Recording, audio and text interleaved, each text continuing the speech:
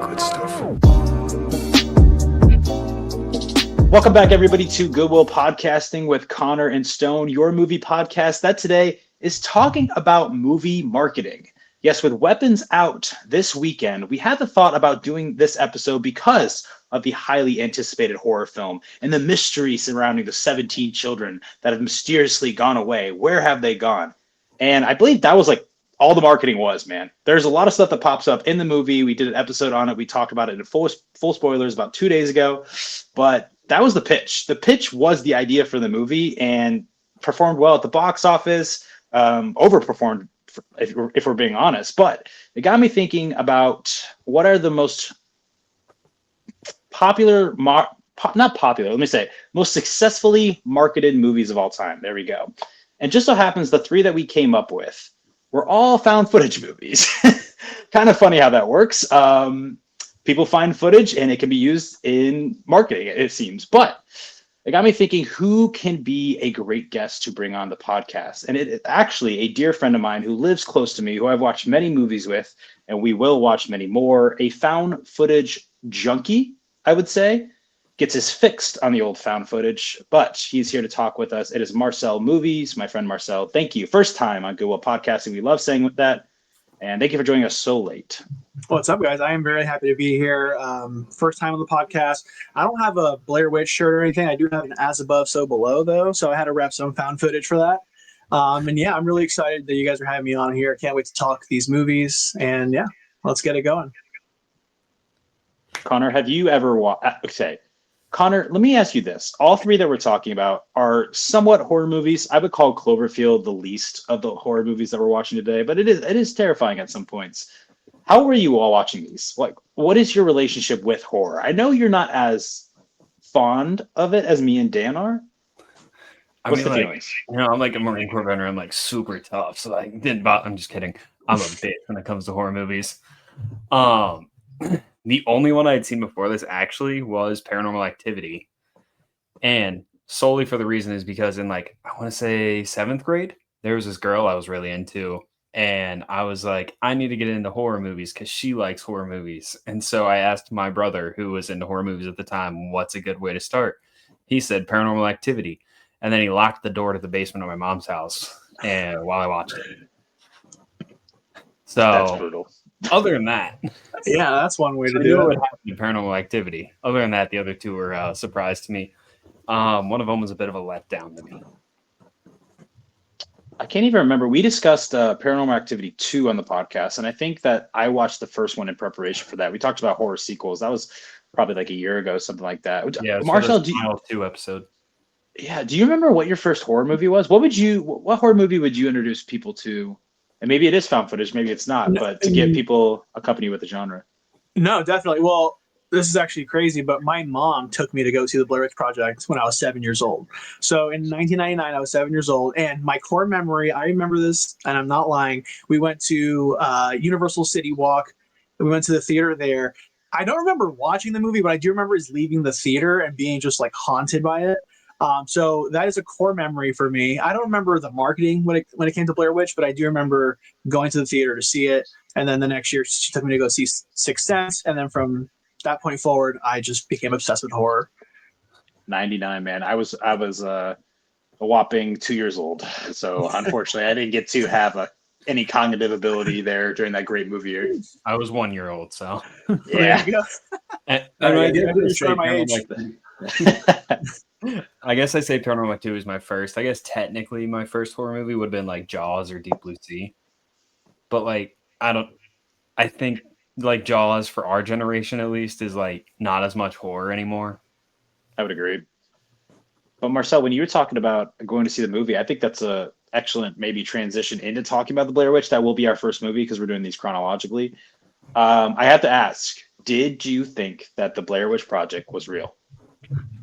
Of course I did. And I think a lot of people at that time, like, they had to believe that because, you know, when the internet was such an infant like time during like the late 90s, how can you not believe that? I don't know. Like, it was so more susceptible and gullible for people to fall for it at that time, obviously compared to now with so much access to the internet and seeing if things are fake or real.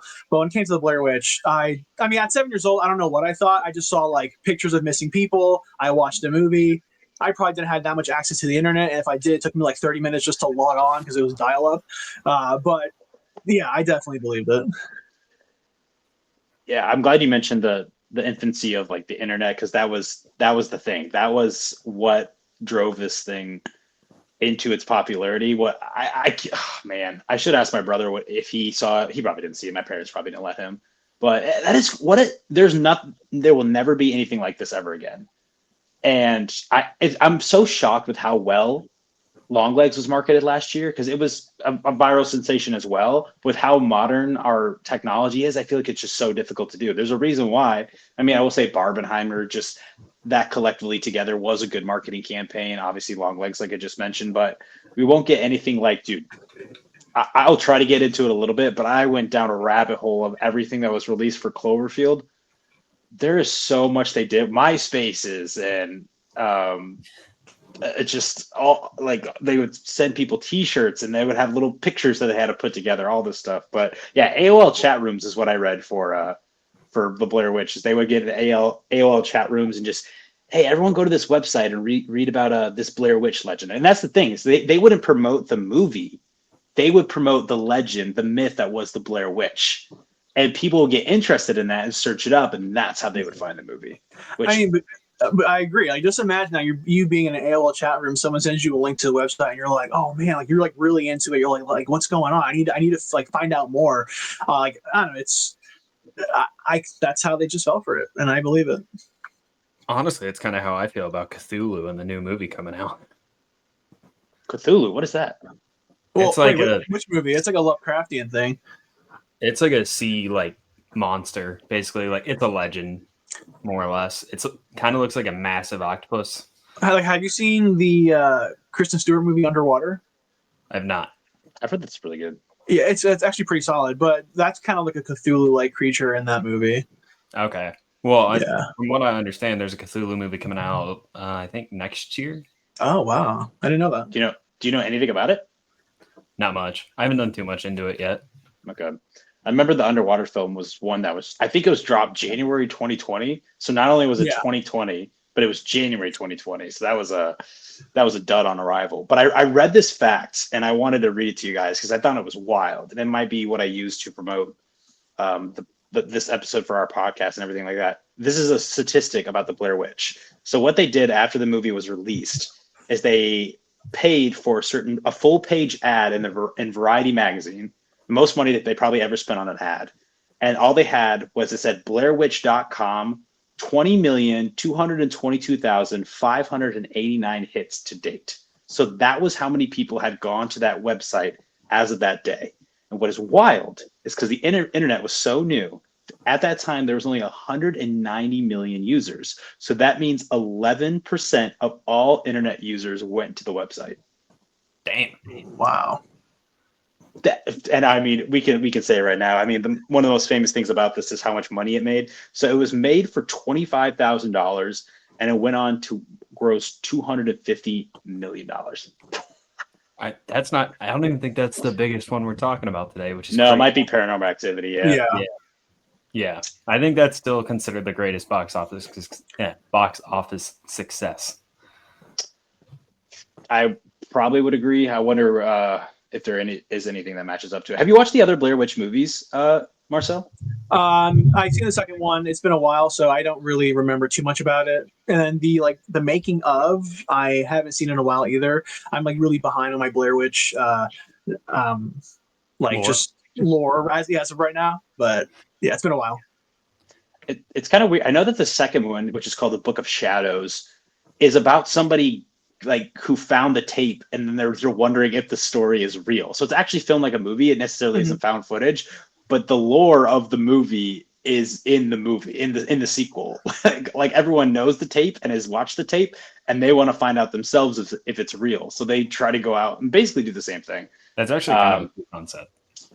Yeah, I thought it was really good. Not executed to perfection, I would say, but I thought it was a very interesting way to keep on going into it. I believe it was made in 2000. I think they were trying to turn this around very, Okay, very yeah. quick. Yeah, strike the iron while it's hot, basically. But That also makes a little fun fact about Blair Witch Project. Eduardo Sanchez, one of the directors, I think both directors, they went to UCF, University of Central Florida, and So I actually met Eduardo Sanchez at Spooky Empire, I think a year ago. I got like the whole cast and him to sign my VHS tape for Blair Witch. I got it right there. I'll probably bring it over later. And I That's what I'm asked him a playing. That's question. what I'm playing right back there, my Oh, man. there you go. Yeah. And then I asked him a question. I was like, just how was it on campus? Like, the process of the Blair Witch. I know they shot it, I think, in like Maryland or something. But like the whole editing process, and if like the teachers believed in him, like with this kind of project, because I know how UCF is. They're kind of weird about these kinds of things, especially with found footage. So just to get that kind of movie out of that university, just so interesting to me. But yeah, and they also played, I believe, a snippet of the Blair Witch during the Florida Film Festival that year. So that was also another part of their marketing, is showing that. I think it was like 40 seconds of the film, or maybe like a snippet of some kind of marketing thing they were doing. And I'm sure those people at that film festival must have been like, what the hell is this? You know? It'd been so cool to see. Imagine just being there. I was going to ask you because you said you met them a year ago. I think that was last year. Yeah. So I believe the news about their compensation when it came to the movie was circulating. Do you know the specifics of that, or did you like ask them about that? Was that a big talking point? No, I didn't ask about that because I felt like a touchy subject, because that was actually before they broke the news of what they were trying to do with all that. So I just kind of talked to them, just like how their experience was. I didn't really want to get into that because I know they're kind of going through that, because the amount of money that movie made, and the amount that they didn't get paid is just crazy. Yeah, I think it was a smart move. By the way, you guys didn't get paid for that, right? Yeah, I know. Yeah, I mean, that's like, I've never seen this movie before. And I mean, that's like one of the main things I knew about this movie is like just how shitty the cast and crew got paid. Yeah, I have to ask you, Connor. You haven't watched it before, so I watched this. I haven't rewatched it in a long time. But of course, it's about like three documentary, I think, college student filmmakers who are trying to discover in Maryland whether or not this legend of the Blair Witch is real. They interview a lot of people within this town, and then they go out themselves, and things happen. So, did something happen within you? Did you feel the Blair Witch?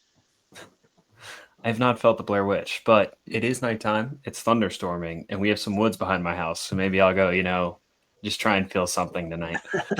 But I mean, it was funny because I got a tattoo on Friday, and my tattoo artist is like a massive horror fan. So I was asking him about the Blair Witch. I told him I was going to watch it for the first time ever that night, so he didn't spoil anything. But he was like, dude, I saw it in theaters. And he goes, it was the hype around it and the advertising around it. And he goes, I left the theater thinking it was great. And then he's like, and then I rewatched it a few years later and I was kind of let down. But like my biggest thought for this, and I'm going to loop in Paranormal Activity as well, and want to ask you guys too, is I'm not a horror guy, but like we've watched horror on this. So like I'm thinking about It Chapter 2, which is a terrible movie. But there's parts in It Chapter 2 where like it's a jump scare or you're like meant to be scared. But then there's also parts where they let you relax, where like in these, I'm on edge the entire time. I was stressed the entirety of both this and Paranormal Activity because I haven't watched the first Paranormal Activity since 7th grade when I was trying to, get my first kiss or whatever. So, I mean, is there one that you guys prefer? I mean, obviously, I know you're a huge found footage guy. Star, you can go first, and then I'll go after. Connor, I think that you bringing that up was great. That is what this is. It's a slow build up. There isn't times to relax. There's not jump scares. It is the anxiety that is like constantly building. Even in Paranormal Activity, I guess there is one jump scare. There's nothing really in I wouldn't say in the Blair Witch Project, but I prefer this. I feel like you're feeling what the characters are feeling, and that's what you want to feel while you're in a film. Is you want to feel that adrenaline pumping through you. That's why I dug Weapons a little bit, because Weapons at its very core is a mystery. So the way that the movie is structured, you are putting the pieces together along with the cast. And I think that it culminates into a satisfying conclusion. Like you feel like you also were part of the, the detectives putting it together. So I think that's what you're saying. I think is the power of film, the fact that you can feel exactly what the characters are feeling, and it doesn't feel manufactured. I mean, not only because of the authenticity, because of its found footageness, but also because you know how horror movies are going to go. Okay, the music's getting quiet. All right, let's see here. The fucking thing popped up on the ceiling, which Weapons has something like that did get me, and I'm pissed about that. And I jumped into Marcel's friend's lap. We got real close there for a second, but yeah, it's just this is just raw, and it's incredible that it can make you feel that with $25,000, in my opinion. Exactly what Stone said. I think it's the reason why found footage is my favorite subgenre. It's because it's different than every other type of subgenre because of its sense of realism. I think the way it's able to, there are a lot of things that go into a found footage movie that I think could elevate them to another level compared to other subgenres. Like, you have actors that you don't recognize, which also brings that sense of realism. You have the shaky cam that makes it very interactive with the audience because you are also experiencing what the camera's experiencing in real time. So you're never gonna know what's coming next, and all of this culmination together just brings a whole new atmosphere to horror. And I think that's why Blair Witch and Paranormal Activity, they're pioneers in their subgenre for found footage. They still age very well. Like I watched Paranormal Activity just yesterday, and I was like, damn, this holds up really well. Yeah, and along with that, I think why they hold up well is because even at the time they came out, the camera didn't look good. Like it's not a clean movie. Yeah, there are dark moments in this movie where you're like, I think it's like they put the camera in their pocket is what happens, because you don't see anything, you're just hearing them, which I kind of like that. I'm like, okay, do I have too many lights on in the house right now, or is this just what I'm supposed to be seeing? Yeah. Well, and then so with what I was just bringing up and we all just talked about, like, I'm human. I'm going to admit this. Sometimes I'm watching a movie and I'll do something on my phone. Whatever. Sue me. Like when I'm watching, I'm going to keep referencing it chapter 2 because it's like the most recent horror movie that like stands out to me. Like that movie, I checked my phone maybe a couple times. I was texting Stone, we were flirting. But like these movies, like I was saying, with how much tension there is, like I didn't check anything. The only time I stopped watching was literally because my daughter woke up and I had to go like get her back to sleep. But like it has me glued to the screen the entire time, but also like hiding behind a sheet the entire time, waiting for something to happen. No, and that's because you don't know what to expect next. That's the problem. Like Stone was saying earlier, with a lot of these other movies, like It Chapter 2, there's a formula to it where something's going to pop out. Where in these movies, if found footage is done right, there's no cues for music sounds to warn you something's coming. Actually, Paranormal Activity does have that, which I noticed. It has like a very like ominous like bass sound, like when they're recording at night, and I thought that was actually really interesting. Because there's like a really bad trope that I hate in found footage is like the glitch trope, when like there's like a ghost or something bad's gonna happen, the camera will glitch. I actually prefer this more like ominous bass thing, like to equate to like some kind of weird presence, like demonic presence. I actually like that a lot more. Well, yeah, and it's still, I mean, it is still a little formulaic. I'll wait till we get to Paranormal Activity. But with a Blair Witch Project, I'm curious because this movie is 26 years old now. I'm curious when the younger generations come back to this movie as a classic or whatever, if they're going to be super let down by the fact that it doesn't have really any jump scares, or are they going to find that refreshing based on what they see throughout the 2020s and probably till the end of time? There's always jump scares, but they've become very strategized and predictable over the last couple of years. And I know a lot of people think this movie is boring, and honestly, originally I reviewed it as a 3 out of 5, but the more that I watch it, the more I connect with the characters, and I just how terrifying this would be. And the thing is, my number one critique with found footage movies, you have to believe that these people are real people and they're not in a movie. And boy, oh boy, do I believe it here. I really do. I think I can shed some light on your question because I'm 27 years old just watching this for the first time. And I'll say when I first finished, I think I finished this one Friday night. I was like, wow, that was the ending. Like, even as someone who doesn't like horror, like if I'm watching it, I want to be scared. And like, so I was like, man, like I'm really let down by this. So like maybe 2.5. But then like the next day I sat there and I just kept thinking about it. And I'm like, I wasn't like my heart rate was above 110 probably the whole time. Like I felt everything in that movie. Like you said, Stone, it didn't feel like a movie. I felt like I was in the woods with those characters. It felt like I was on a camping trip with them. Like, but I was like so scared and like so tense the entire time. I was like, no, it like literally accomplished what it was supposed to. Yeah, the ending might be a little bit of a letdown, like because you are expecting some big reveal, but I bumped it up to a 3.5, maybe 4. I'm still floating around that area, which I mean, I enjoyed the movie. I mean, there was supposed to be some type of reveal in this movie. I do know that. What's beautiful about these people actually being not cinematographers, these actors, and being just actors who were given a camera, is that there was points in this movie where things were supposed to happen and they didn't, or things happened and it was on accident. Like there's a scene where Heather's running through the woods. They're all running. They all three of them book out of their tent as fast as they can. And Heather goes, "What the fuck is that? What the fuck is that?" And they had something over there, but I don't know why. But she wasn't able to get it in the frame. So you just hear her screaming at something, and that the three of them are looking at something, and there was something there, but you never see it on camera.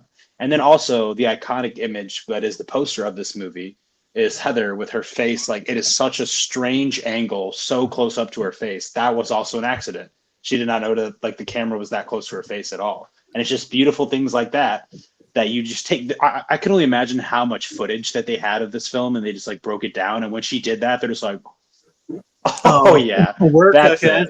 it. That's the poster right there." With the whole what the fuck is that scene? Wasn't there like something like they didn't tell the three in the woods that there was actually going to be something out there and it was like actually meant to scare them, or am I wrong in that? Yeah, I think they were. I think the production team were like constantly messing with them. Like Stone said, they would put things up by the woods, or they would kind of like middle of the night, just like start making noises, stuff like that. So yeah, they definitely were messing with them during a lot of these shots. Yeah, I just do you think there's a little bit too much screaming in this? I get the screaming. Everyone's like, which is so frustrating. They're just like all yelling at each other. That's like the number one. I looked at the number one review on Letterboxd, and they're like, lots of screaming. I get it though. I get it. It's like Josh. Oh, dude, Josh, he disappears. It's good stuff, man. I don't think I there's too much screaming. I think it makes it feel more real, like you were actually terrified in these woods. But like also, why are white people so dumb trying to find this like demon in the woods? You know? in all three of these films, and I guess this is something I don't have to bring up when it comes to Paranormal Activity or Cloverfield. It seems like the person who's always filming is designated as like the annoying character. TJ Miller in Cloverfield, very Oh, annoying. for sure. You could I say T.J. absolutely, Miller in most things. yes, 100%. I absolutely hate the boyfriend character, Paranormal Activity. Yeah. And this, Heather, and I love it too, because I will get into it, but I told Marcel, or I didn't tell Marcel, we were talking on another podcast. We talked about Wreck, and we were talking about zombie films. And I actually posted a clip of me saying this, is that for found footage movies, do you pay attention to the fact of, do the characters still need to keep filming? Is there a reason for them to keep filming? Does this actually seem believable?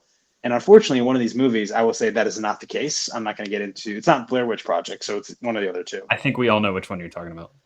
Yes, but the screen, like them yelling at her to like put the camera down, loved it. It's like acknowledge that the camera is there because we are the camera. And I like that they talk about it so much, and we understand because she's she's stubborn, but then also she does admit like, this is all I got. I've got to come out of here for some reason because I really fucked up. Marcel, do you think do you pay attention to that? Like, do they, if, as a found footage connoisseur? No, I do. Like usually on first watch, I won't I won't let that distract me. I'll kind of just like absorb the movie for what it is, and then I'll think about like certain parts of the movie, like, oh, do they really need to keep recording during that, or like why are we recording in the first place? But initially I don't let it really affect me. I kind of just accept it for what it is. Obviously, if it's like pretty blatantly obvious that this is like a dumb reason to be recording, then yeah, then I'll notice it. But initially, no, I'll just absorb it and then let it ride.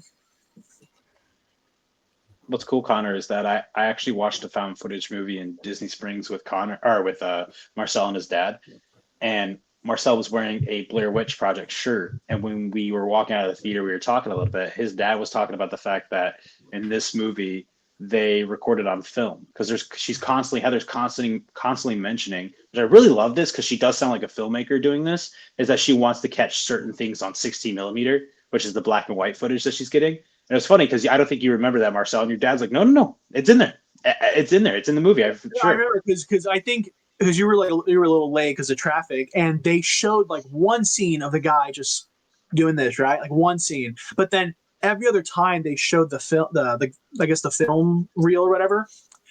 They never showed him recording after that ever again. So, you were talking about House of Eden.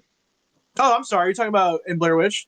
Yeah, my bad. I thought we were talking about Blair Witch, but no. You were talking about House of I Eden. thought we were still talking about like giving examples of that. Oh no, I actually didn't notice that in Blair Witch. Actually, no, I did not notice that. Yeah. So that the black and white scenes is them recording on 60 millimeter. Okay. It makes sense because if you really pay attention to it, that is the more towards the end.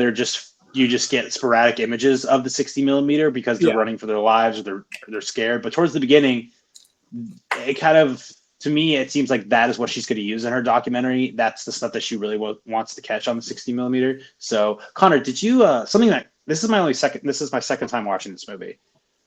With the ending, what did you think about that? Do you remember anything from the beginning when it came to the ending with him standing in the corner? Because I caught this. I don't know if I wasn't paying attention my first time. So basically, one of the people that they interview in the town has a story about the children facing in the corner. Oh, yeah. Yeah, and literally he says what they do is they have two people there and they put one person in the, I'm getting chills just thinking about this right now. I'm not even lying. I don't know if it's cold in my house.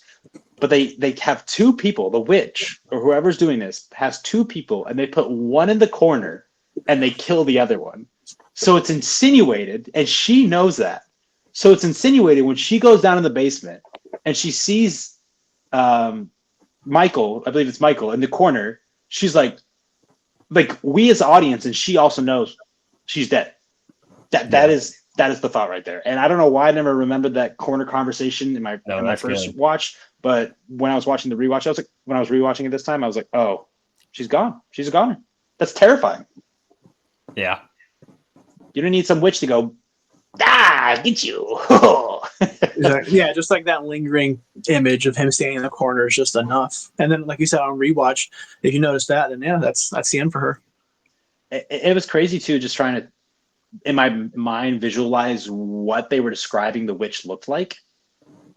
It's like she's like covered in fur, kind of like a horse, all over her body, and she's got like a jacket. They use the word jacket, but she's got some type of cloak on. I was like, that would have been really interesting to see. I'm glad we didn't. I think that's might be what she saw when she's like, what the fuck is that? I think they might have had the witch at some point, but I'm glad that we never got to see the witch. Did you ever watch the remake? Not the remake, but the one that came out in 2016? 2016? Maybe 2016 is too late. It's No, you're right, my friend. Adam Wingard. Oh yeah, Adam Wingard. Adam Wingard. I remember the marketing for that one. Obviously, not as good as OG Blair Witch, but when the trailer first came out for that, it was actually titled. I think it was titled "The Woods," and it looked interesting. I was like, "Oh, The Woods! This is awesome!" And then when they announced it was going to be another Blair Witch, I was like, "Oh, this is also awesome!" But I didn't know what to expect at the time. Yeah, I guess it didn't do very well. We don't have another Blair Witch in the works right now. Wasn't reviewed very well. But Connor, I'm glad you stuck this one out, man. Look, you liked it. I love this podcast. Apparently, I hate myself. It's funny. I felt bad because I binge watched all three of these movies today, and my wife at times she does not fuck with this stuff. So at times she would pop in and be like, "What is this? This couple is sleeping in this bed. The time's going by very quick. Okay. Oh, what happened to her leg? What's that? She like freaked out. I'm like, oh yeah. I watched Paranormal Activity a lot. Out of all three of these movies, I would say the Blair Witch is probably the one I'm least familiar with. I don't know if that shows my age because it's the oldest movie, but sue me. I was gonna say I've started a list on Letterboxd called "Movies My Wife Wouldn't Like but Can Be in the Room While I Watch." What's number one? So far, it has 2 movies on it: Moneyball and The Big Short. Oh my God. The Big Short. Marcel, before I forget, I wanted to ask you, what is your favorite found footage movie of all time? It's actually Butterfly Kisses. Okay. When did that come out?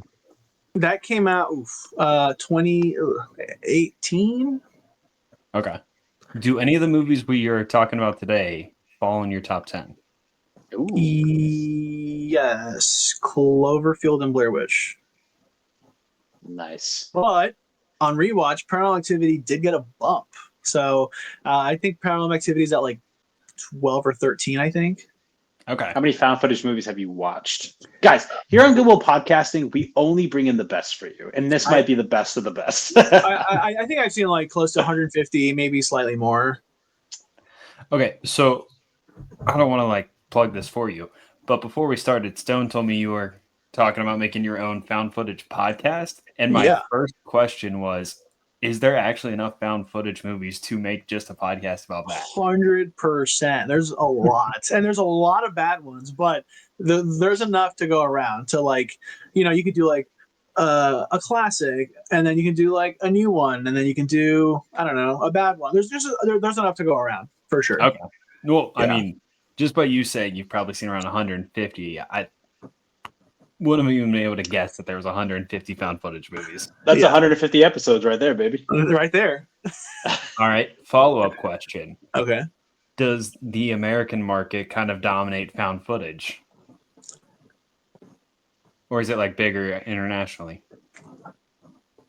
No, that's a good question. I would say it's still American dominant. That's actually a good question. I mean, there's so many great like foreign found footage horror movies, but I would say it's still like more of an American led. Like, I don't know.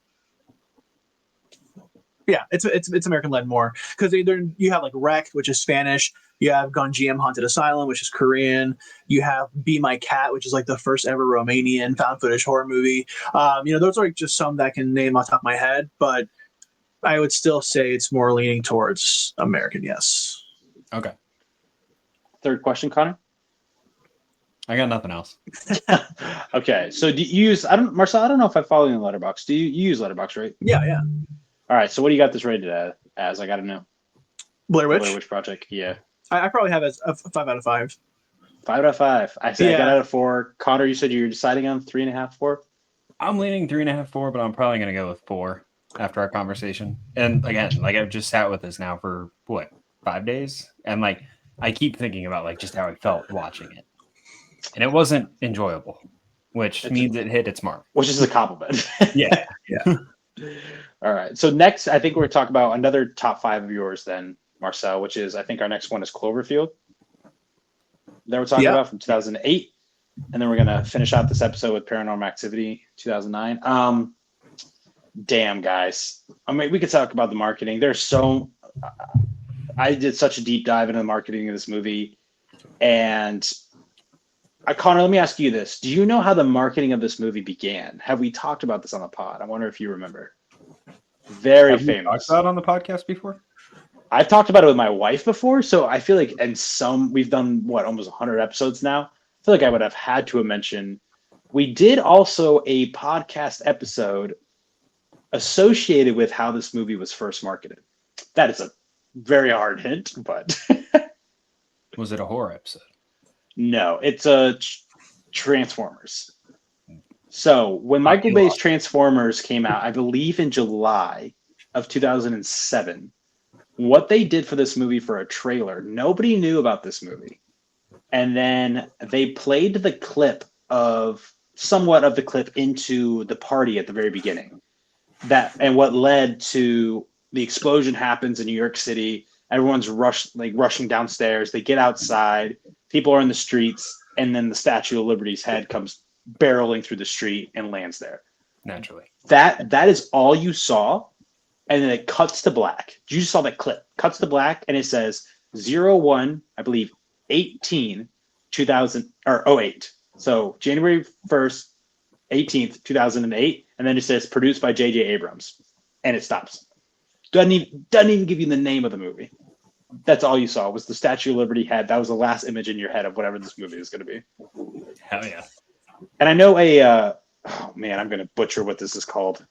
I know a very famous story about this movie was that people all right away were trying to go into the lore of this film, and they were like, what is this movie, right? And they misheard what they said on the balcony or on the balcony on the roof watching the explosions happen, and someone said it's alive, like they're trying to depict what they're seeing out there, but people thought it was a lion. They thought they said it was a lion, and they thought it was a what is it called? Volcrum. It's like these giant. It's just giant. It's like Transformers, but there were cats. I don't. I'll was it almost like Thundercats or something, or? Man, I should have had this in the back of my mind. Hold on. It's a lion, Cloverfield. You're just failing us left and right, Stone. I really did. People thought it was some other. I think people thought it was that because it was associated with Transformers. Yes. And I'm really hoping that they just give me the name right now, but I'm not. Anybody who knows, drop it in the chat. Damn it, I'm terrible. But yeah, basically, there's this whole thing with this corporation who's the one that caused the drilling accident that awakened the beast. Basically, they awakened the Cloverfield monster. There's the company that who's our main character in this movie? Man, I'm butchering describing this movie, but there's so much to dive into when it comes to the lore of this world. I think it is, what's the main character's name? Rob. The company that Rob is going to go work for, who also owns Slusho, which people are wearing Slusho, the merchandise Slusho, the beverage company, is the one who was responsible for necessarily digging up the Cloverfield monster. And there's so much that goes into that. That was just a brief cliff notes of what the marketing was for this movie. And a lot of it was through MySpace and everything. And I think this is the best movie we're talking about today, in my opinion. I think this movie I don't necessarily see any flaws in it besides maybe TJ Miller at some points. Yeah. I think at some points he does add some comical relief. I think at the very end when they find Beth and they wake Beth up and they're like bandaging her up, they see the Cloverfield monster like coming through the city, and she goes, "What is that?" He goes, "It's not." I forgot. He's like, "It's not a very good thing. It's not good. I'll tell you that," or something It's like also that. T.J. Miller's first film too. Yeah, he. I mean, the guy is funny. He has a very problematic career, but he is very funny in this movie. I don't know, Connor. What did you think of this? I have to know. So, Marcel, this is your first time on the podcast, and this happens pretty frequently. But this is my least favorite we're talking about today, and Stone will have that type of reaction. What, Cloverfield? Yeah. That's fair. Okay, I want to hear it. The same thing happened with, I think, our Bong Joon-ho episode when I said the host was my least favorite that day. Oh, Dude, wow. have you watched The Host, Marcel? Of course, yeah. That movie's awesome. I love that movie. I did not like the host. Why, Connor? Why? Okay, we'll start with the beginning. I'm gonna put some gum in my mouth real quick. I got something to chew on. Wait, so do you like Godzilla? Which one? Because my Godzilla knowledge is not stellar. No, but wait, do you like movies, Connor? Like, not really. Do you like Pacific Rim? Anyway, there's a big short cameo in this. If you look at the back of the Cloverfield monster, you can actually see Brad Pitt's picture. Dude, that's kind of crazy since it's now the same year that the housing market crashed, and that's what The Big Short's about. Anyway, 5 out of 5. They movie now. That's very funny. That was a good pull. Anyway, no, okay. So at the beginning, what's our main character's name? Rob, and then who's the girl that he slept with? And then Beth. Yeah, Beth. They feel aggressively forced to me. Like, okay. I did not believe like them like together, and then like he's just They literally go out of their way to say, Rob, you've been a douchebag like your entire life. And then all of a sudden he's going to sacrifice his life to go save Beth, which also Beth has a piece of rebar like through her chest and they just rip her off of it. And she's just going to be able to keep going throughout this and then also survive a helicopter crash. I didn't like it. Also, whatever the little like tiny beings that thing let out and are just crawling around everywhere felt like a direct rip off of Alien. Okay, I can see it. It's valid. And then also TJ Miller. Now, Stone, I said this is my least favorite of the day. I'll spoil it now. I still have this at a 3-star. Like I still had a good time with it. I didn't dislike this movie. I could go back and rewatch this movie. One thing I did really like about it, and this just like isn't something they plan for, it's just something weird within me. Like I miss that early 2000s nostalgia feel of like going into like a Radio Shack or something. So like I loved the scene where they're like all breaking into the like electronics store and like standing around and they're watching the news while he's like actively looking for any phone he can use, which is going to be hilarious because I think if my kids ever watch this growing up, I'm going to have to explain to them that you used to be able to get any phone and call your own voicemail to hear messages left for you. Because I don't think that's a thing anymore. Yeah, I don't think so. I'm not sure. I haven't tried recently. All right. Connor, I disagree with the relationship aspect of it. I think that he is a douchebag to her on purpose because he's not a douchebag all the time. I don't think that's what they were saying because we do get actual footage of him not being a douchebag throughout this entire movie, which is one of my favorite elements of this movie, is when you see the date sequence between him and Beth. And it's because he's being a douchebag because he's purposely trying to push her away because he is going to Japan. And he doesn't necessarily see a point in the relationship. But when the world's ending, then he's like, dude, I got to tell this girl I love her because there's nothing else to live for, basically. I will say one thing I love about this movie that the other two movies fail at, and Paranormal Activity, you kind of can't have this because of the way, and also Blair Witch, just because how the timing and how they're framed, basically, it takes place over multiple days for both stories, where this one is just kind of one night. I love it that the camera doesn't ever seem like it stops filming. And a lot of shots, like something really bugs me about Paranormal Activity is you'll have a sequence where two characters are talking on a couch and you'll have a found footage recording of one of the characters. And then the movie will actually cut and then show you another footage of the other character that's on the other across the couch. I'm like, why couldn't you just do this? Like, seems kind of normal to me. Why'd you have to cut right there? Here, TJ Miller's just like trying to get everything, and I really enjoy that. I think there's so many entertaining sequences. I think by far, which is really impressive, because this movie seems like someone who doesn't know how to work a camera is trying to film this. It does not, in my opinion, seem like someone is manipulating like a director is behind the scenes, which this movie has the best director out of all the films we're talking about today, which is Matt Reeves. This was Matt Reeves' first movie. Director of 2 Planet of the Apes movies, director of the Batman. Like, this is big shit right here. This movie at times has beautiful cinematography, really great stuff. Like the sequence you're talking about when he's like going into the Radio Shack or whatever that was, trying to get his phone. There's a beautiful shot where it's like 75% of the frame at an angle is covered up and you can only see him. It's like there's a shelf or something away. You can only see him listening on the phone, I believe, to a voicemail from Beth, crying. I'm like, I love that. That was brilliant. There's also a great character development sequence of him in the station underground, and he's talking to his mother. And there's this great wide shot of him all the way on the right side of the screen, just sitting down, like putting his hand in his head. Yeah, that was a good one. That might be my favorite shot in the movie.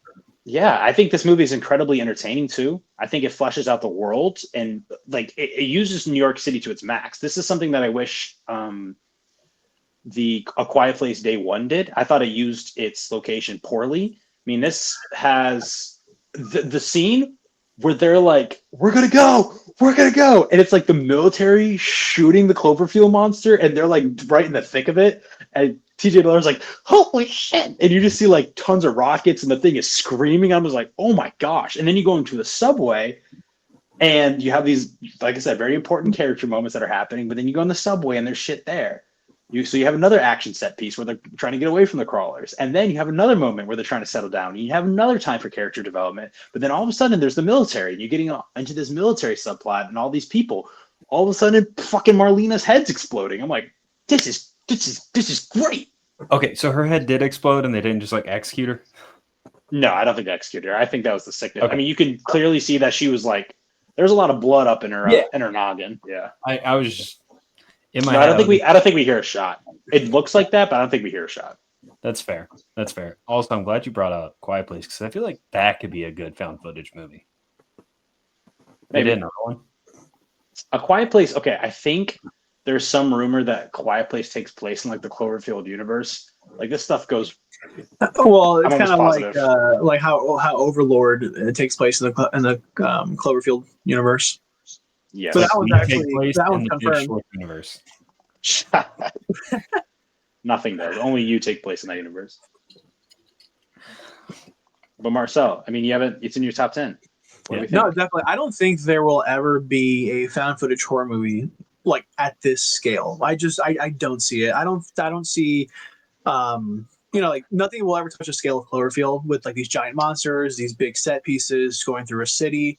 I mean, like the only other movie I can think of that's been kind of like a bigger budget found footage movie would be As Above, So Below, going into the catacombs, and like the difference between that and Cloverfield is like night and day. So when it comes to Cloverfield, nothing's going to touch this movie. And marketing wise, I don't remember seeing this during Transformers. I probably did, but I don't remember. So I'm not too keen to the marketing. But like this movie blows me away every time I watch it from like the beginning. Because a lot of things that happen with found footage movies, especially now, a lot of found footage movies will have a very long like intro. It'll be like 45 minutes of like kind of traveling from point A to point B, and it's a lot of like filler, a lot of nothing. And this movie, like Stone said, there's a lot of things, whether it's a flashback to the dating or learning about the characters and their relationships. I love when things matter, when information matters, and Cloverfield does a good job at doing this. And then once it gets to that point where like the chaos ensues, then that's when it just gets going. And I love that. There's never any wasted time in this movie, and that's what I love about it. That party is such a genius way to set up everything about the film. Everything you need to know about all the characters. One thing I remember about that I can add to the marketing a little bit. I don't know the character's name. Maybe I could find it on Letterboxd or something like that. I think it's Jen. It might have been Jen, but there is a girl, a blonde girl, that is passed out on the couch. And something from the marketing is that actress was actually doing Zoom calls. I think it was something called teddyandjen.com. And she would do Zoom calls, and there was some type of information where it told her not to eat something that this guy had sent her because possibly it was going to be poisoned or something like that. And she does eat it on the Zoom call. So essentially that is why she is passed out on this couch during the party at the beginning of Cloverfield, was because of something that happened in the marketing. I'm telling you, dude, I was like, I'm going to prepare for this. And I watched this video, and I was watching it with my wife in the car, like, I don't know, 2-3 hours ago. They said so much information. And I was like, oh gosh, I can't do this. I tried. I would have had to write it all down and memorize it for like a day. And like, I love this pod, but I guess not that much. I don't know. I think for me, one thing that could like drastically raise this movie in my head would be Marlene, right? Is the one who got bit and then her head blew up. I think if you switch her and the brother's death, it significantly works better for me. Because I don't think we spent enough time with the brother to where his death really impacted me. And then like Marlene for the most of the movie just isn't very likable. She's very quiet, very off-putting, which I get because also TJ Miller, if he was hitting on me, I'd also be like that. But I think if we flip-flop those, because I don't care that much about Marlene, and I could care a lot about the brother, but I don't know. What do you guys think? So you're saying that if we would have stayed with the brother a little bit longer and then he died, it would have been more impactful. Yeah. I wish we would have like stuck with the brother more. It's interesting. Disagree. Because I think I completely disagree, because I think that the way that movie in my personal opinion, I like that he dies so early, because you do get a significant amount of time with him at the beginning. I believe a lot of people, when they saw this movie for the first time, because there's such a brotherly dynamic at the beginning. Like they're all sitting out there on the balcony talking about his feelings towards Beth. There's a lot of focus on what's his name, Jason. I think you're supposed to assume that he's going to be like the main character of this movie, along with his brother. It seems like that's going to happen, and then all of a sudden he dies. It would make sense, honestly, to me for a movie to not have any balls and to have someone like Marlena die or Lily die. But the fact that you're like, no, we're going to take out Jason, probably the one that you guys want to, probably like people like Connor want to know more about. Yeah, no, he's gone. That's what the Cloverfield monster does. Sorry about it. And also, I love that this movie is like, now maybe it would have made sense for all the characters to get calls like this. I guess their parents don't care about them that much, but I do like that it makes sense that your mom would call you if you lived in New York City, be like, "Oh, you guys doing okay? I was just watching the news." No, mom, Jason died. Yeah, he's gone. Yeah, and I'm risking my life because that's kind of hot. So, Oh, yeah, I know that's like the main trope of horror movies is people are just stupid. But like the beginning party scene when that first explosion or whatever happens, they're like, I think it was an earthquake. Let's go to the roof. That's the dumbest decision you could make. people are dumb, man. Natural disasters happen. There's videos of it all the time. No, I know. What I thought about is, I wonder if they ever looked at what happened with 9/11. Obviously, that's a huge not natural, but huge disaster that happened in the city, and how much people were just like, let me just stop and stare at this rather than try to run away from anything that is going on, especially when that whole Statue of Liberty head got thrown and everyone was like, people are dude, right away. I probably do that too. And that like, was in 08 too. Imagine now, everyone's got, Oh yeah, someone would be TikTok live in that bitch. Yeah, but I was reading some things about Cloverfield and how it was kind of like a response to like post 9/11 like terror and everything. And there's a movie that I rewatched recently about a month ago, Spielberg's War of the Worlds, which is also kind of a post 9/11 thing. And actually, both of these movies, Cloverfield and War of the Worlds, are very similar when it comes to like their intensity. And I couldn't help but look at all the similarities that both of these movies have, especially when it comes to like, the scene with the son who wants to join the army, and like you have the army scene that kind of reminded me of the scene you were talking about, Stone, when when the military shooting at the creature, that reminded me of that. And then also when you initially see the town kind of fall apart in World of the World, and like the spaceship comes down, everyone's just like looking at it, not knowing what to do. You get a lot of those scenes also in Cloverfield. So it's just like you said about 9/11, very similar topics. I'm glad you brought that movie up because, first of all, great comparisons. Second of all, I really need to watch that movie or rewatch that movie again. I haven't watched it in some time. Would love to do a whole Spielberg watch through. So many movies that I haven't seen. But third, did you watch War of the Worlds 2025? Not yet, but I really want to for obvious reasons. Okay. I really want to see how good Amazon looks in that movie. You've heard of that, this correct, Connor? No. Oh, let me educate you, Mike, real quick. Basically, there was, what would you call those type of movies? They're like new found footage movies. Screen Life. Screen Live. Live? Screen Life. Life. So it's basically what we're doing right now. Like the screen of the movie would be My Little Playboy. Yeah. Oh, yeah, okay. Okay, that is, you probably didn't know that movie was called War of the Worlds. You thought it was just Ice Cube the movie going like, no, man, get out of there. Yeah, I've seen a bunch of clips from it. I was going to say, I need a USB drive. Like, okay, well, Amazon can get it to you in 10 minutes. Yeah, I also saw it's joined the very exclusive club of 0% on Rotten Tomatoes. Yeah, that movie is something. But Cloverfield, I mean, the sequence with the buildings leaning against each other, pretty good like idea for a little. It's not like action, but good intense sequence of. I was thinking about it. It would have been interesting if Beth was just dead and they did that all for nothing. I feel like that would have felt more realistic, and everyone would have been okay with it because they have some type of purpose because they're all going to die anyways, possibly. But nah, I hinted at it beforehand. I will say, them recording themselves at the very end doesn't really make a whole lot of sense to me. He does say like it's insinuated that he picked up the camera because he wants to make some last dying message, like my name is. If you find this, Rob Hawkins, but to me, with the cameraman always being so annoying, it makes sense to me that they're always like, I got to get that camera. Like, TJ Miller just seems like the stupid enough person to record the entirety of Cloverfield. I mean, he even says this, like, we need people to know what happened here today. So I'm like, appreciate you, TJ. Appreciate you doing that. But when Rob picked it up, I'm like, this doesn't really make sense for his character, in my opinion. Like, it would have been cool. I would have loved it if they would have framed it backwards, right? If we could actually see, I don't know, they're in Central Park at the very end of this movie, and they're in some type of tunnel at the very end. They take refuge there. I would have loved it if we saw, if that shot was backwards. And so the monster kills, or Cloverfield kills TJ Miller. And in the background, we see, it would have gave the shot some depth if we see Beth and Rob run to the tunnel. And we see them sheltering there and holding each other there. And then all of a sudden it just comes crashing down. Yeah. Really Dude. Yeah. That would have been so good. All right, let's do reshoots. For real. That's the other thing, though, is like with TJ Miller's character and how dumb he is. The part when they finally get to her in her apartment building and they're like gonna cross over where like it's obviously very dangerous. He's like, all right, I'm gonna set the camera down.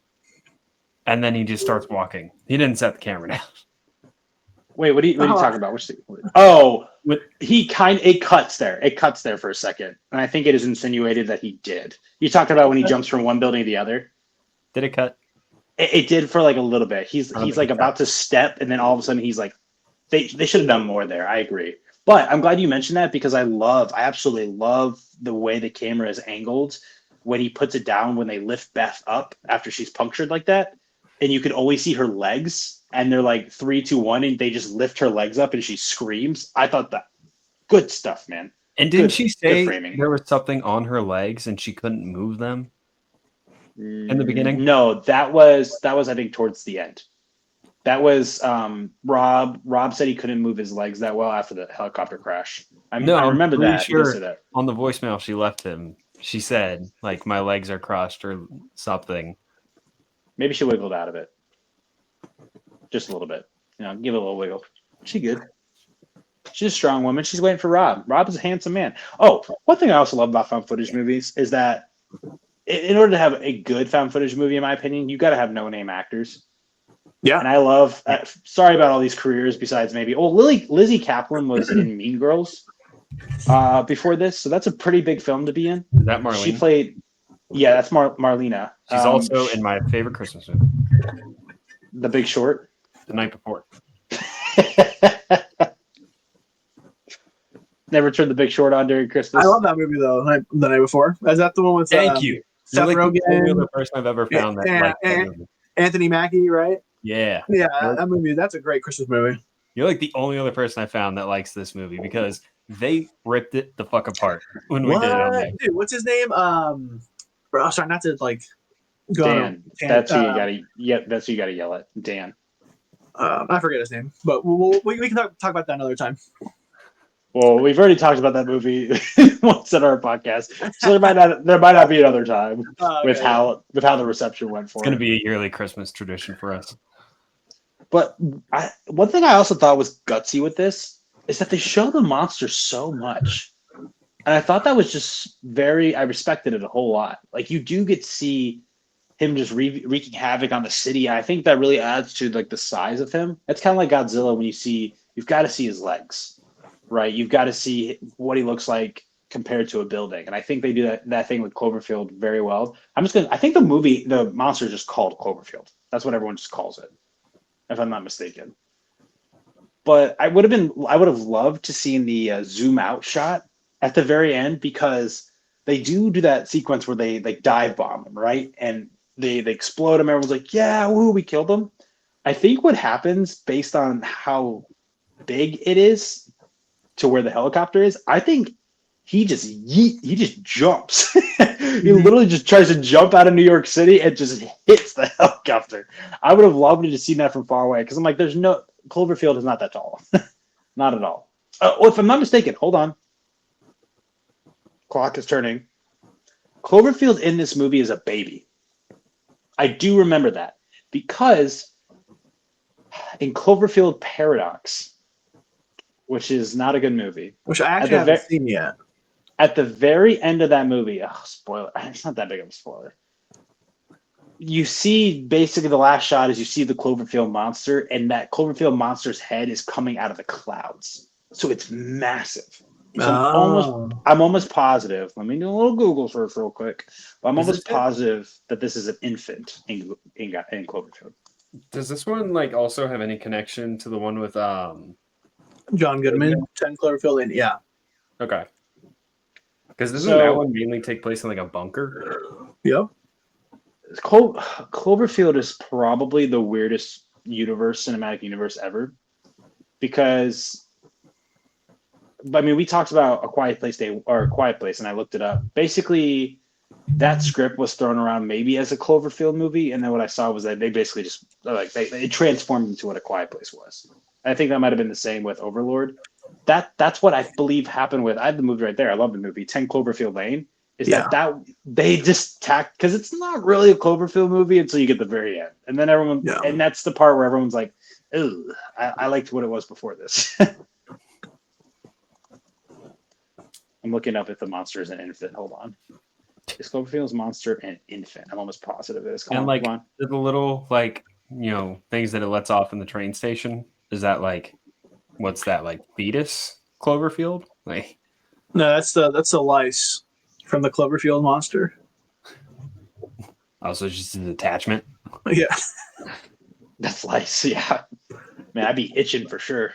That's why he's pissed off. I'd be itching my ass off. Okay, so the monster is not called Cloverfield. Yes, the Cloverfield monster, often called Clover, I like that, is depicted as an infant in the 2008 film Cloverfield. Now, I'm going to look up something else for you real quick, Connor, because this is your first time watching it? Yeah. The Blair Witch and this are my first time watches. I've seen Paranormal Activity before. Okay, because there's a little bit of information that you probably didn't see at the very end of this movie. So, there is that sequence at the very end where you see Rob and Beth, and they're on a Ferris wheel. And there's a split second where they film the beach. And I know you didn't see this, or you might have mentioned it, but you can see at the right side of the screen during that beach sequence where you see the water, something coming from the sky and crashing into the water. Very split second, but you can see it happening. And basically what that is it is a Japanese government satellite, which is the company that Rob works for and that is going to work for, is what basically awakens the Cloverfield monster. Huh. And you could see it. You could see it at the very end of the movie. Yeah, I missed that.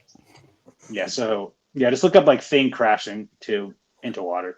I think I even missed it the last time I rewatched it because it's just a split second. But if you know where to look, you can see it basically.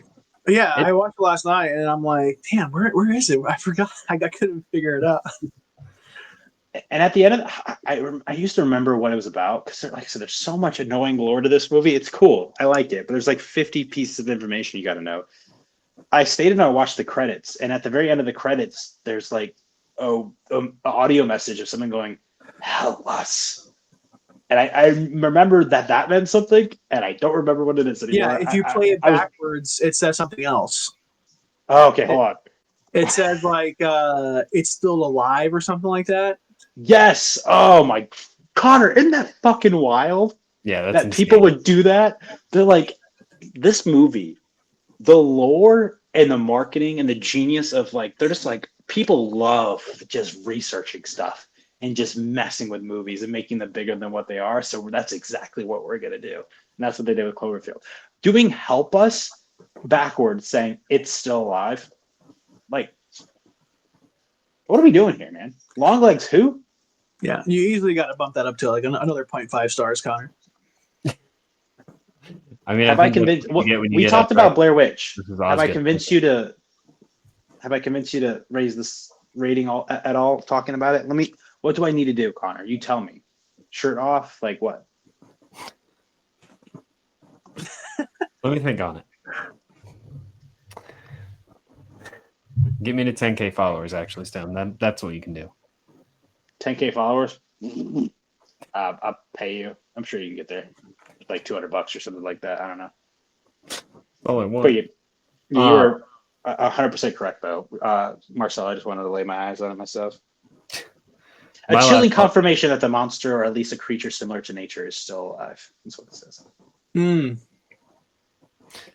My closing piece on Cloverfield, unless you guys have a lot more you want to get into, is just for the fact that like my brother almost picked this instead of Paranormal Activity for me to watch because solely for the fact that he watched this at a buddy's house growing up, and he came home and told my mom that he stopped watching it because he almost threw up while watching it.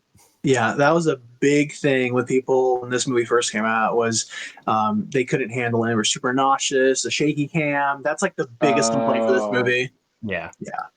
I dig Yeah. it. It makes it seem real, and I like that. No, I love it. Yeah. So we should talk about a movie that doesn't seem real next. This is the worst one. I'm sorry, Marcel. I don't know. We'll see. We'll hear what bumped it up. But Are Paranormal you telling me you don't Activity. believe in ghosts right now, Stone? Are we just now finding this out? No, I think that the found footage of this movie looks terrible. I think you look I think terrible. I think it looks like it looks awful. It looks booty. There are so many unnecessary cuts in this movie. It makes me want to run through a wall. I don't understand the filmmaking of this movie at all. You will see a shot of that priest or whatever. He's not a priest. I don't know. A psychic. What is he? That guy who comes in the door? He's just psychic. Yeah. He's like a I demonologist. think he's like Whoa, a medium. crazy Polestone. He's a demonologist, is what he is. I think he's That's a medium. exactly. Oh wait, I think he like changes his title for the second time. He's a medium, but he's like, if you need me again, I'm a demonologist. No, I love the second time he walks in and he's like, "Whoa, I can't be in here.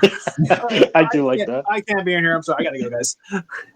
But when they're talking to him, I'm glad you mentioned that. When they're talking to him in that doorway, there are so many cuts, and I don't understand why. It makes me think that you guys were incapable of just filming a scene.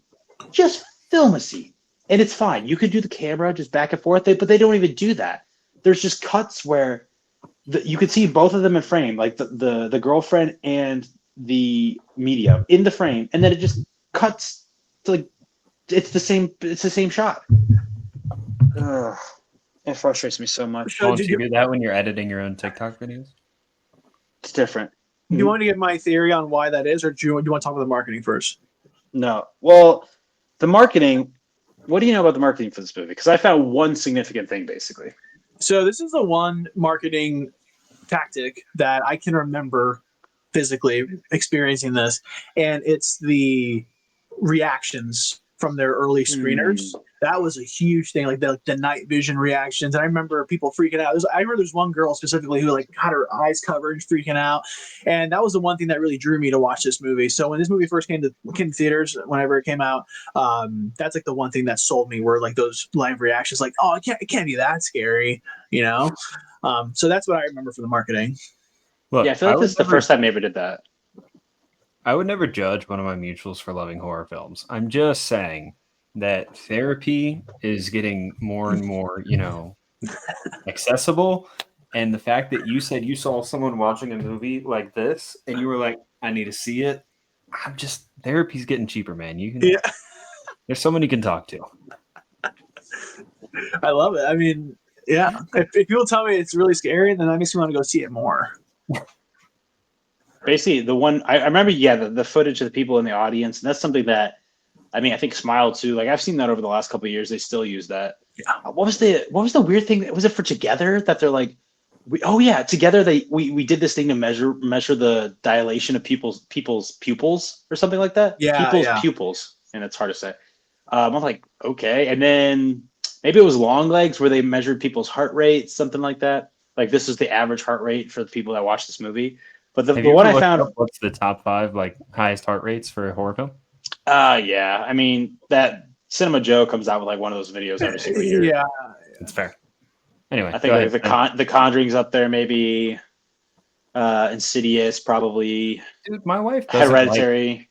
My wife doesn't like movies that much, or like horror movies at all, and like she still loves The Conjuring, and wants to show me that. And I'm like, I'm glad that you brought that up because, first of all, I don't think the recent Conjuring movies are good at all. And everyone's like making a big deal about Conjuring Last Rites. I think the movie's going to be ass. They released a poster for it. I wish we had this prepared. It is one of the worst posters I've ever seen. You know the one I'm talking about, Marcel? Where it's like, I think what's their names? The Warrens? Like, yeah. It's like Mr. Warren on the left side and she's on the right side, and it's like them blurry, just both going like. Yeah, they're the face profile, yeah. It looks awful. It looks like dog shit. Even though this might be a hot take, I actually really enjoyed the third Conjuring movie. I actually liked the investigative aspect that they went in that movie. It was more like crime. It was a little bit different than the first two. And then me and my wife were super into like that, like kind of true crime / supernatural aspect. But I mean, I don't like love it, but I actually liked it probably more than most. I mean, the thing that I don't get, which that makes sense when you say that, is that they just keep on going with the same guy. Like Michael Chavez, I think is his name. He directed. It's like when they got a guy, they're just like, yeah, we'll just finish out the entire franchise or the entire universe with him. He directed La Llorona, which was regarded as the worst film ever, and then that movie that you're talking about. I'm not going to disrespect it for you, but The Nun 2 and then this movie. They're just like, sure, this is our guy for the last four. Just write it out. You know, we had James Wan, but he's busy, so we're just Michael Chavez. Yeah, guess it's He's got to have something in his bag, right? He's just saving it for the last one. What he's got in his bag is the last movie of the universe is what he's got. Maybe that's a reason for it too.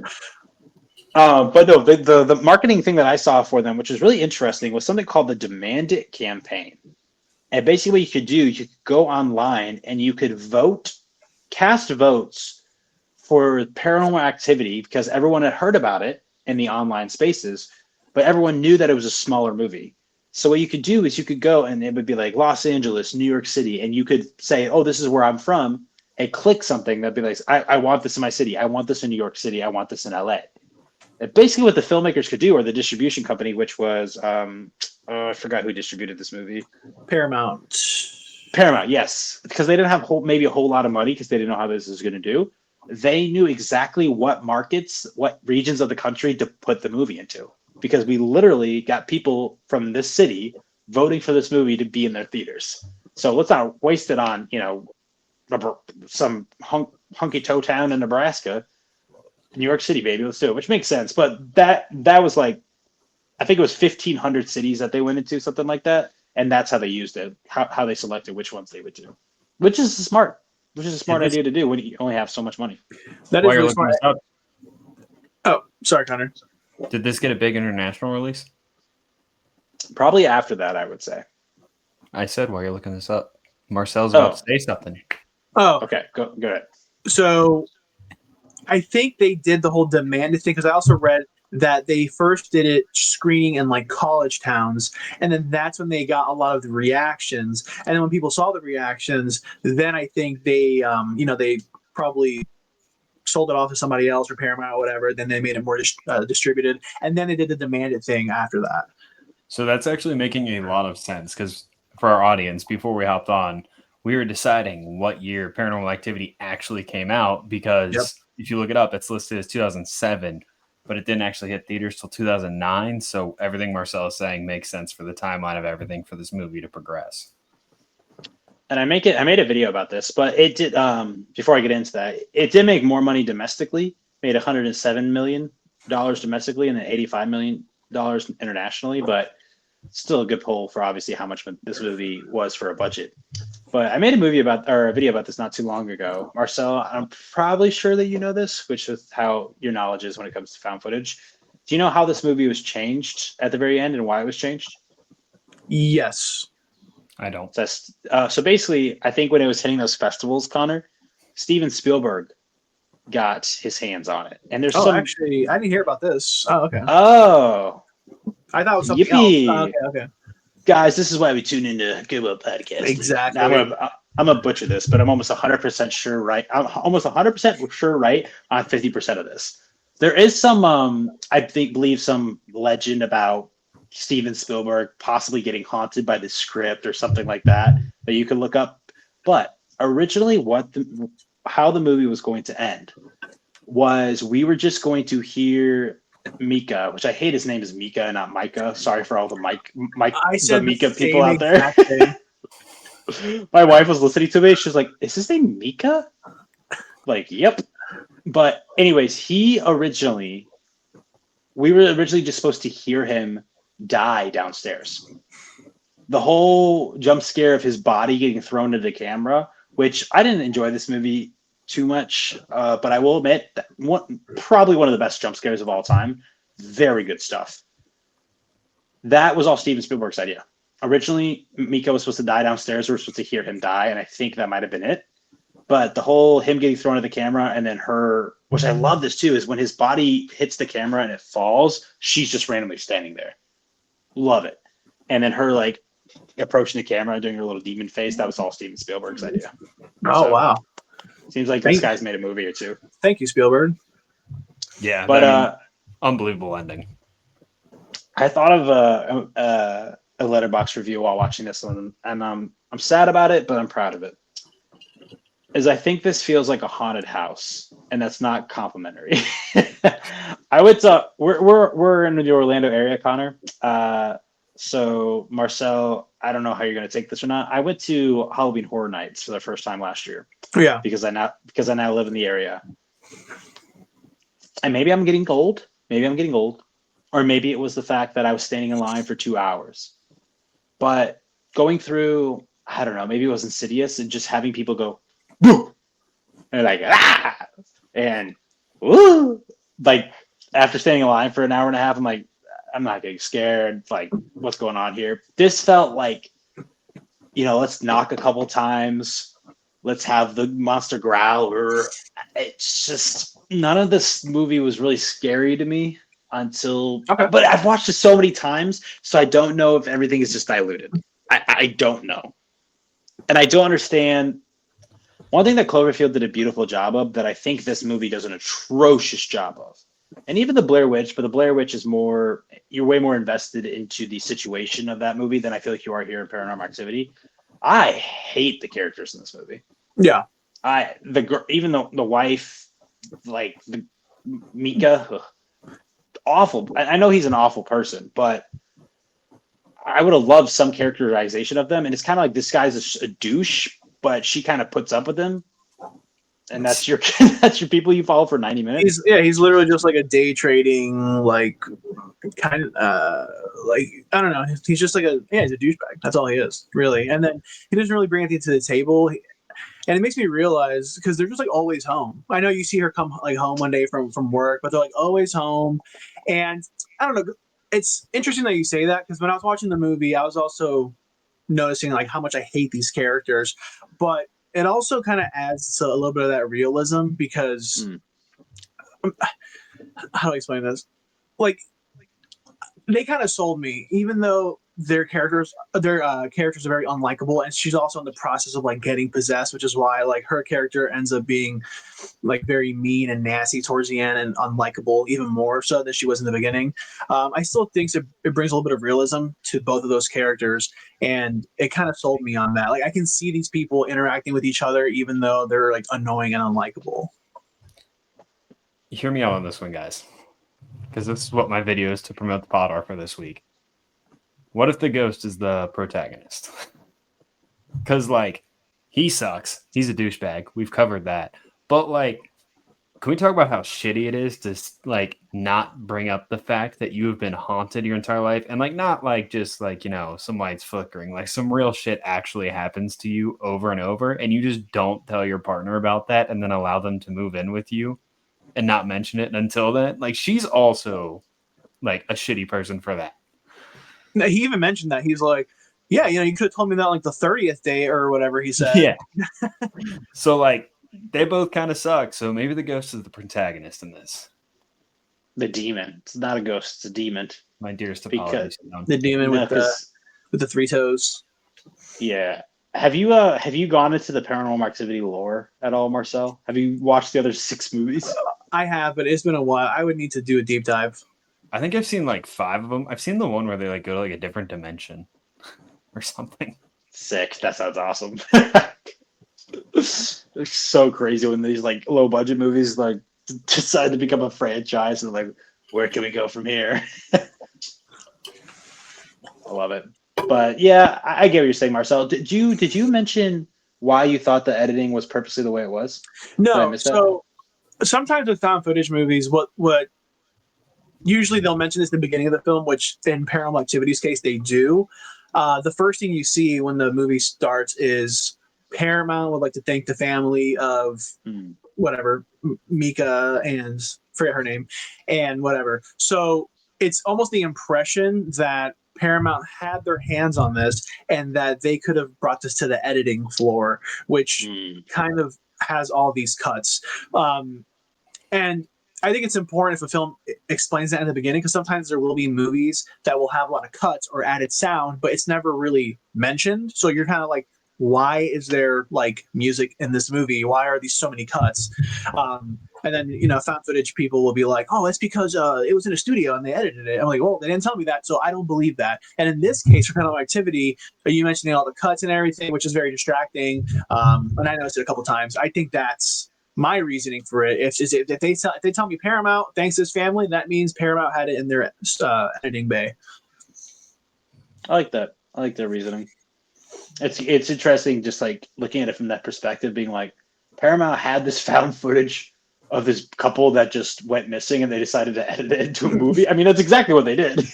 Yeah, which is also another argument for another time, because there'll be a movie where it's like a wife, she's a documentarian, she's filming her husband, and then like something terrible and like very scary will happen to her husband, and you just add this like score. Like, why are you adding like music to your husband's demise? Like, what's going on? She's a real filmmaker, man. Yeah, exactly. I didn't look this up or like notice it for the Blair Witch, but did you guys notice that like the actors' names are also like the character names? Yeah. Is it the same for the Blair Witch? Yes. Okay.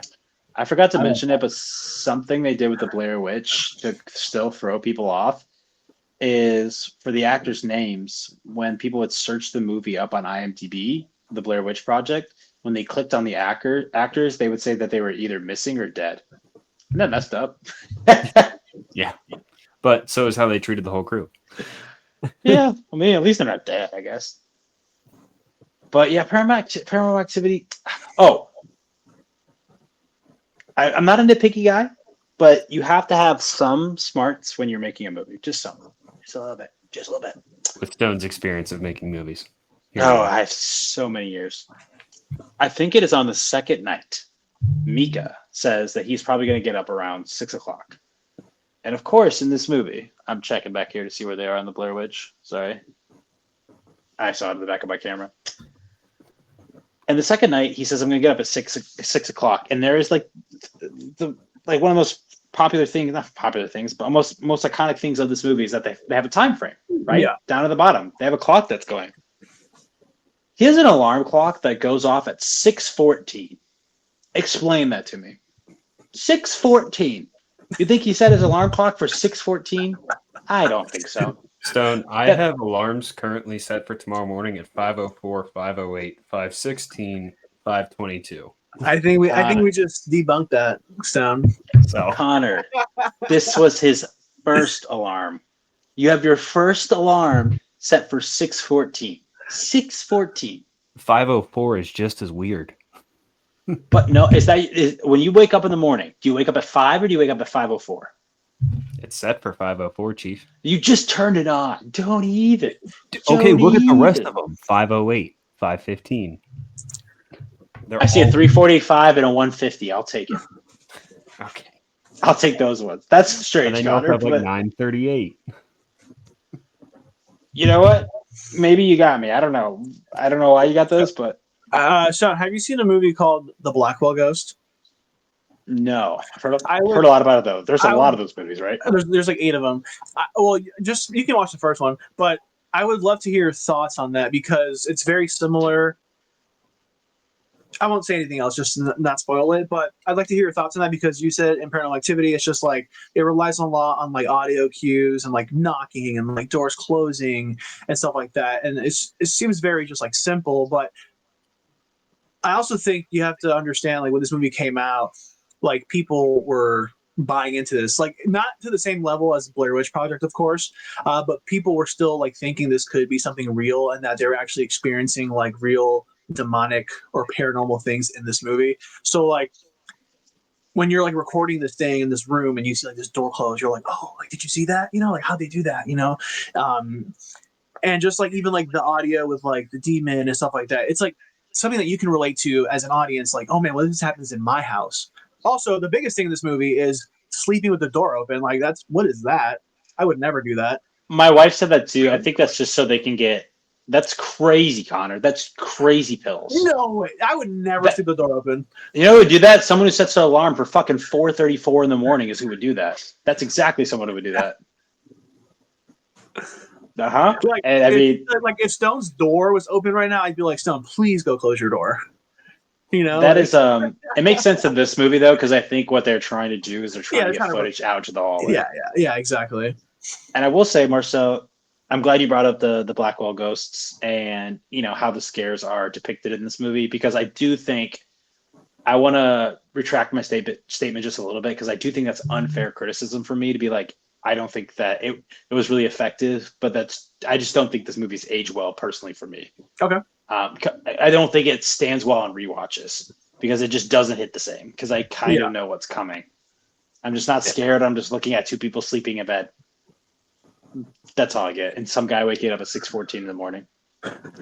He'd be like, yo, babe, I got this camera. Get naked in the shower. He's like, come on, let's get freaky with it.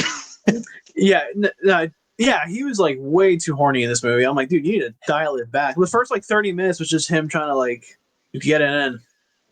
Which is another reason why I didn't like him. Yeah.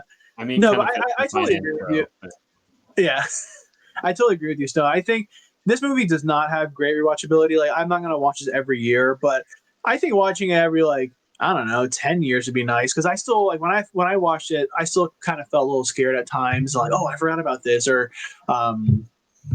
especially like that ending scene really caught me off guard because I forgot about it. So that was a great scene. But yeah. Yeah, the thing with Cloverfield above all these movies is it's just entertaining. Yeah. And I think the characters, for how much they are, the camaraderie in the first movie or the Blair Witch Project, I think they're entertaining too. Just listening to them freak out and their slow descent into madness. This is just like a squalling couple just yelling at each other, and it's just out of these three, it's my least favorite, and I think that probably will be the case for a little bit. this is like classic Goodwill podcasting. This is my favorite of the day. Oh my gosh. Wild. Also, when it comes to my ratings, I like to rate like I'm one weird ratings. Like I'll rate between like or based on the genre or type of movie it is. Like if it's like an MCU movie, I'll rate it like Avengers is my favorite, right? Let's say that I'll rate it like a 5 out of 5, like based on the other MCU movies. So like with found footage, I know movies I really like for found footage, I'll rate high. Like all my favorites are gonna be 5 out of 5s. Like I think Paranormal Activity is 4.5 out of 5. Cloverfield's 5 out of 5, but it's based on other found footage movies. So that's why I'll have a lot of high ratings for found footage movies. What's Rec at? Rec should be a 5 out of 5. It's 100%. The funniest part of like rating movies though is because like if you look at my Letterboxd, like There Will Be Blood and Nacho Libre are both 5 stars. As they should. Dude, I generally think that Rec might be better than Cloverfield for me. I love it. Is that in your top 10 as well? Yeah, it's in my top 10. Yeah. We just watched that for our zombie episode. Man, I love that movie so much. And their filming makes sense. It's so intense. Absolutely beautiful movie. I enjoyed Rec 2 is actually pretty surprisingly good too. It's a little bit more video gamey. It's like it's just more video gamey. It's more like insane. But Rec 1 is superior. Stone, what's your favorite found footage?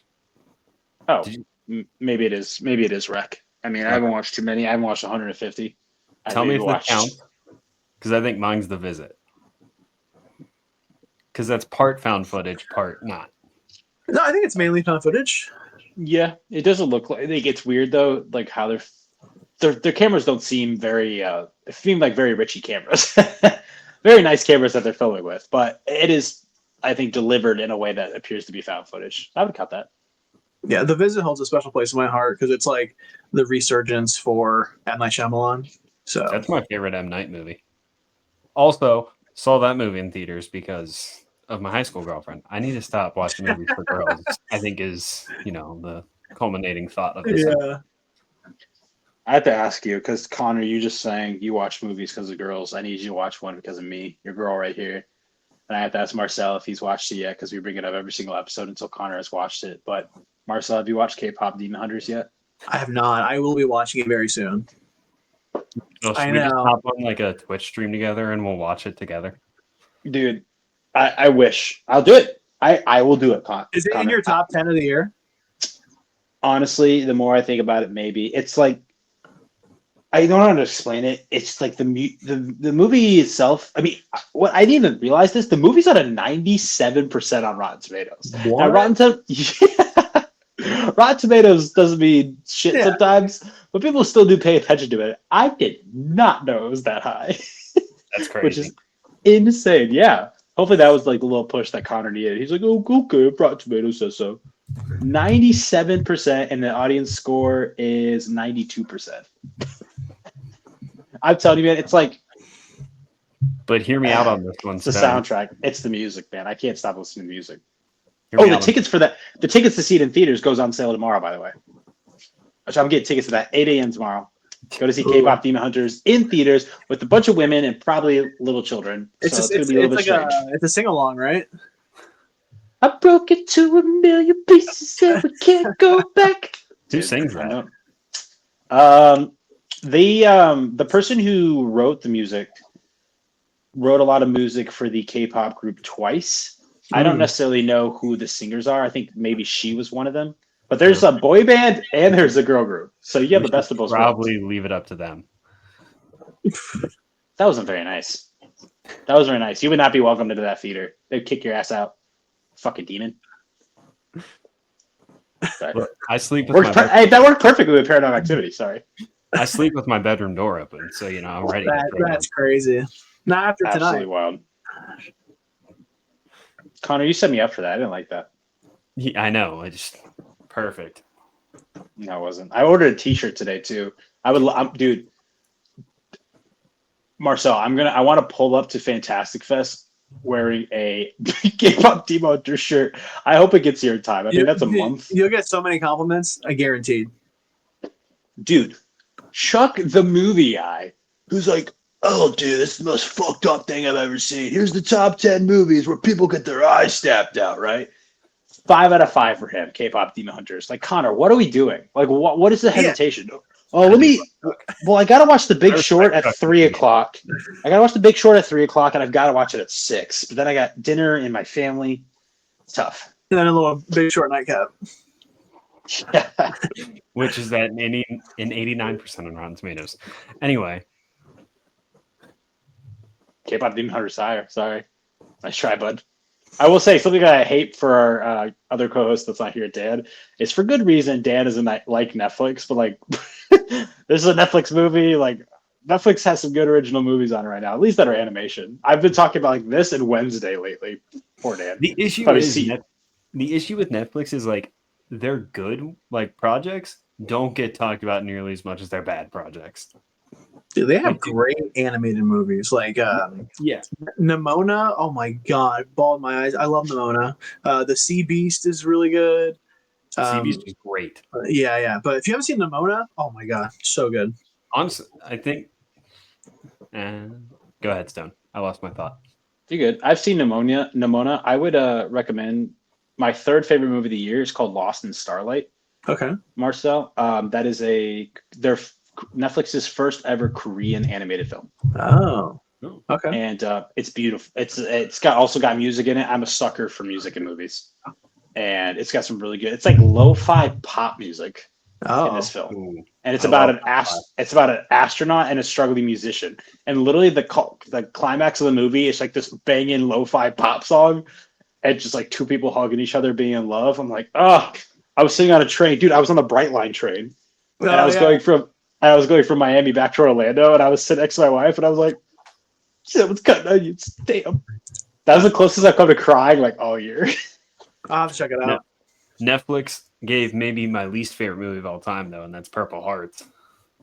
That is a notorious movie on this podcast because the military is not represented very well in that film, which bugs my serviceman over here, my ex-serviceman. So, which I understand why that would be a bother. Yeah, I haven't seen it. But speaking of movies that you haven't seen or that people haven't seen, I wanted to ask you while we close this out. We like to ask our guests when they come on, what is a movie that you would recommend to us or to our guests? Something that is a favorite of yours that maybe came out recently, that's come out in the past, that would be the one thing that you would want people to watch. Yeah, I guess we'll stick to the theme for like marketing slash found footage. The one I'll recommend is a 1992 found footage kind of movie called Ghost Watch. The best way I will explain Ghost Watch to anybody who hasn't seen it, it's almost like if Good Morning America went to the most haunted house in the US and things went south. Except in Ghost Watch, it takes place in the UK and it has real live like news anchors, and it's happened in real life. People were in the UK watching this live on TV thinking that this house was like haunted. It is the most unnerving movie, and I think doesn't get talked about enough. So Ghost Watch is my recommendation. Okay. I had heard of this. My brother recommended me to this. It was already on my watch list, but thank you for reminding me. I'm gonna go completely off of our topics today. Mainly because I think Steve Carell might be like one of my new favorite actors. Because I just watched Beautiful Boy for the first time the other day. Have either of you seen it? I haven't seen it yet. I have not. Okay, very good movie. Young Timmy in it. Basically just it's a real life story too. Follows, Steve Carell and his son, played by Timothy Chalamet, gets basically addicted to crystal meth and basically shows how he's tearing apart his entire family. Like, it gets to the point where like Timothy Chalamet's character steals $8 from his little brother just to go try and buy drugs. Very good movie, very heartbreaking, true story. I also have another recommendation, and it's just go check out my YouTube channel for my Shark Week interviews. Hey, there you go. Good plug. I like that. I'll recommend a little film that is my number one film of the entire year that people need to go watch. Me and Janet talked about it a little bit on the pod, but it's now available to rent on VOD, and that's Sorry Baby. That's an A24 film that deals with sexual assault in a very fragile and appropriately comedic way. It's told in a very unique way, which I think is very important when it comes to films nowadays. Same thing with weapons. I think you have to show me something that I've never seen before, and Sorry Baby does that with something that is unfortunately all too common.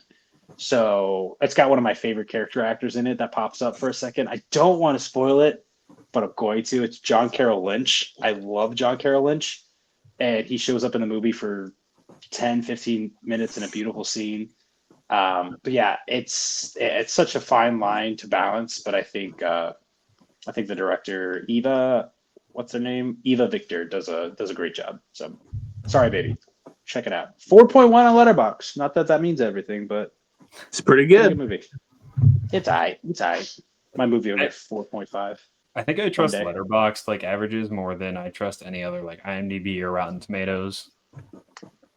So I would say, what average do you think is the lowest where you'd be like, this is probably a good movie?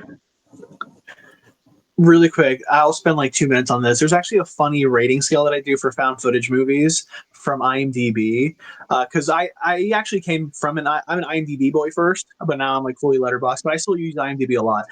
But essentially, it's like if it's like a 6.5 up found footage, it's a complete masterpiece. If it's a 6, it's also really good. If it's a 5.5, it's still really good. 4.5 to 5, it's actually bearable and a pretty decent found footage movie. When it starts to get into like the 4 to 4.5 is when it's just like dog shit. It's like not good. But there is a scale there, and if you're in the found footage community, everybody thinks that because there are decent found footage movies that are at like 4.5 to 5, and you can find some hidden gems in there. But that's kind of like my scale when it comes to found footage movies. Nice. I like that. Yeah. So for found footage movies, do you look at IMDb then more than anything else? Oh, for sure. If I hear a found footage movie, I'll go to IMDb. If it's like a 4.8, I'll be like, oh yeah, I'm watching this. Nice. I have to ask though, Connor, Letterboxd. This is what we'll close this out with. What is a rating on Letterboxd if you think it's at a certain point that you'll like the movie? How much do you trust it? Not really at all. I'll give. You just said wait, hold on. You just said you did, which is why I asked this in the first place. You said I trust Letterboxd, man. If it says it's a good movie, then it's probably a good movie. Okay, I kind of have two answers because, like, me personally, I will watch any movie one time. Doesn't matter what I've heard about it, what I know about it. I will watch any movie one time and I'll give it its chance. Now, if it's like a movie that like I've heard a lot about and like I don't really know what to watch, and like I go to check, I usually don't look at the average. Honestly, I'll usually look at people's opinions I respect. Like our other co-host isn't here, Dan. That's about all I can think about right now for people's opinions I respect. One person, Dan. No, I'm just fucking with you. No, Connor, but I'll send you up though. Tell me. And see what it is. And like I swear to God, sometimes it's like Dan has it at a 5-star, Stone has it at a 1, Chuck has that at a 3, and like I'm like, well, I guess it's time to form my own opinion. But I don't really think there's an answer of too low to where I wouldn't watch. Like, I mean, I watched the last Airbender movie. But you never watched the animated show, right? Correct. Wild to do that. Absolutely wild. I would say shout out our buddy Brandon. Don't know if he listens to the pod regularly. Have you seen Marcel? Have you seen Avatar: The Last Airbender? I started it. I just finished season 1 like a few months ago. It breaks my heart. And you didn't start season 2? And I'm weird with shows. I'll start a show and then I'll just stop and come back to it like a year later. I'm really weird with shows. Oh my gosh. Well, this will be Marcel's first and last time on the pod, guys. So if you enjoyed him, no. But please, guys, check him out. Marcel, please plug yourself away. I know you got some stuff in the works if you want to talk about it. Yeah, definitely. So you can find me on TikTok and Instagram, but I mainly post on TikTok at Marcel's Movies and More. I'm still trying to figure out what the and more is, but it just stuck. And I guess I'll drop some news. I'm starting a found footage podcast that I will be starting hopefully in a couple of weeks. I'm still finalizing some things. Won't drop the name just yet, but it's in the works. I know the name. Very good name. Yeah. Thank you. Really good. He had an option for another name. He told me the other name. This name's better. I loved the lore on it. It was awesome. Yeah. You sounded like Trump there. I loved it. He's more. Very good name. There's another name. This one's the best name. I approved the name. I don't know if Dan would like us impersonating Trump at the very end of our episode, but everyone, thank you for listening to us talk about these heavily marketed, well-marketed movies that just so happen to be found footage. Thank you to Marcel for being with us and talking about him. Very knowledgeable guy, very well-spoken. Cannot wait to hear his voice on his new podcast one day. But until next week, guys, until our next episode, our next review, please form your own opinion on these movies and go outside, touch some grass, sit on a park bench, watch some other movies, call up your friends, and we'll see you then. Peace out, everybody.